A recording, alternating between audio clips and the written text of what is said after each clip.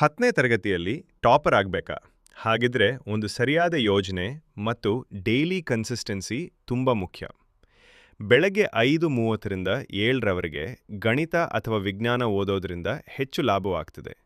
ಯಾಕೆಂದ್ರೆ ಆ ಸಮಯದಲ್ಲಿ ಮೆದುಳು ಫ್ರೆಶ್ ಇರ್ತದೆ ಮತ್ತು ಕಷ್ಟವಾದ ವಿಷಯಗಳು ಬೇಗ ಅರ್ಥ ಆಗುತ್ತವೆ. ಶಾಲೆಯಲ್ಲಿ ಶಿಕ್ಷಕರು ಹೇಳುವುದನ್ನು ಗಮನದಿಂದ ಕೇಳಿ ನೋಟ್ಸ್ ತೆಗೆದುಕೊಳ್ಳಿ ಮತ್ತು ಡೌಟ್ ಇದ್ದರೆ ತಕ್ಷಣ ಕೇಳಿ. ಇದರಿಂದ ನಿಮ್ಮ ಓದಿನ ಅರ್ಧ ಭಾಗ ಅಲ್ಲೇ ಕಂಪ್ಲೀಟ್ ಆಗುತ್ತದೆ.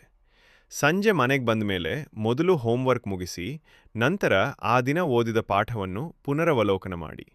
ಇದರಿಂದ ಕಾನ್ಸೆಪ್ಟ್ ಸ್ಟ್ರಾಂಗ್ ಆಗುತ್ತದೆ. ರಾತ್ರಿ ಸಮಯದಲ್ಲಿ ಹೊಸ ಲೆಸನ್ ಓದಿ ಮುಖ್ಯ ಪಾಯಿಂಟ್ಸ್ ಮತ್ತು ಫಾರ್ಮುಲಾಸ್ ಅನ್ನು ನೋಟ್ ಮಾಡಿಕೊಳ್ಳಿ. ಇದು ಎಕ್ಸಾಮ್ ಸಮಯದಲ್ಲಿ ತುಂಬ ಹೆಲ್ಪ್ ಆಗುತ್ತದೆ. ವಿಷಯವಾರ ನೋಡಿದರೆ ಗಣಿತದಲ್ಲಿ ಪ್ರತಿದಿನ ಪ್ರಾಕ್ಟೀಸ್ ಮಾಡೋದು ಬಹಳ ಮುಖ್ಯ. ಪ್ರಾಬ್ಲಮ್ ಸಾಲ್ವ್ ಮಾಡಿದಷ್ಟು ಕಾನ್ಫಿಡೆನ್ಸ್ ಹೆಚ್ಚಾಗುತ್ತದೆ. ವಿಜ್ಞಾನದಲ್ಲಿ ರಟ್ಟ ಮಾಡೋದಕ್ಕೆ ಬದಲು ಕಾನ್ಸೆಪ್ಟ್ಸ್ ಅರ್ಥ ಮಾಡಿಕೊಳ್ಳಿ. ಡಯಾಗ್ರಾಮ್ಸ್ ಪ್ರಾಕ್ಟೀಸ್ ಮಾಡಿ. ಸಮಾಜ ವಿಜ್ಞಾನದಲ್ಲಿ ಡೇಟ್ಸ್, ಮ್ಯಾಪ್ಸ್ ಮತ್ತು ಶಾರ್ಟ್ ನೋಟ್ಸ್ ಮೇಲೆ ಫೋಕಸ್ ಮಾಡಿ. ಸ್ಟೋರಿ ಥರ ಓದಿದ್ರೆ ಬೇಗ ನೆನಪಾಗುತ್ತದೆ. ಭಾಷೆಗಳಲ್ಲಿ ರೈಟಿಂಗ್ ಪ್ರಾಕ್ಟೀಸ್, ಎಸ್ಸೆ, ಲೆಟರ್ ಮತ್ತು ಗ್ರಾಮರ್ ಮೇಲೆ ಗಮನ ಕೊಡಿ. ಇಲ್ಲಿ ಈಸಿ ಮಾರ್ಕ್ಸ್ ಸಿಗುತ್ತವೆ.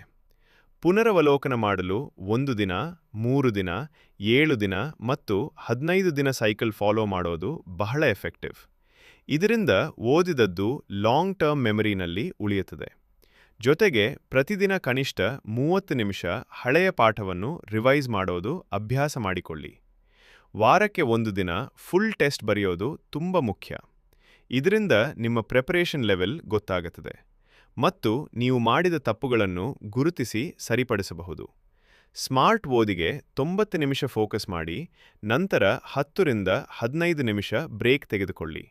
ಇದರಿಂದ ಕಾನ್ಸಂಟ್ರೇಷನ್ ಮೇಂಟೈನ್ ಆಗುತ್ತದೆ. Mobile distraction